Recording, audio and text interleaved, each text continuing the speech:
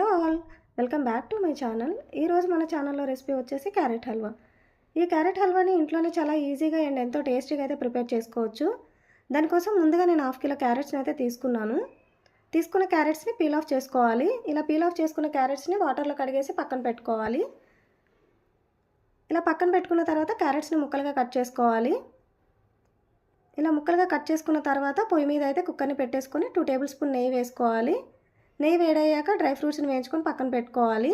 అదే నెయ్యిలో 1/2 లీటర్ పాలు పోసుకొని మనం కట్ చేసుకున్న క్యారెట్ ముక్కలన్నింటినీ వేసుకోవాలి.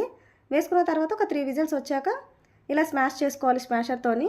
ఇలా స్మాష్ చేసుకున్న తర్వాత మళ్ళీ పొయ్యి మీద పెట్టుకొని ఉడికించుకోవాలి. ఇలా కొద్దిసేపు ఉడికిన తర్వాత 100 గ్రామ్స్ చక్కెర అయితే వేసుకోవాలి. ఇలా చక్కెర పోసిన తర్వాత చిటికెడంత కలర్ అయితే వేసుకోవాలి. ఫుడ్ కలర్ అనేది ఆప్షనల్. ఇలా కలర్ వేసిన తర్వాత కొద్దిసేపు ఉడకనియాలి ఇలా దగ్గరకు అయ్యే వరకు. ఇలా దగ్గర అయ్యాక వేయించుకున్న డ్రై ఫ్రూట్స్ని వేసుకోవాలి.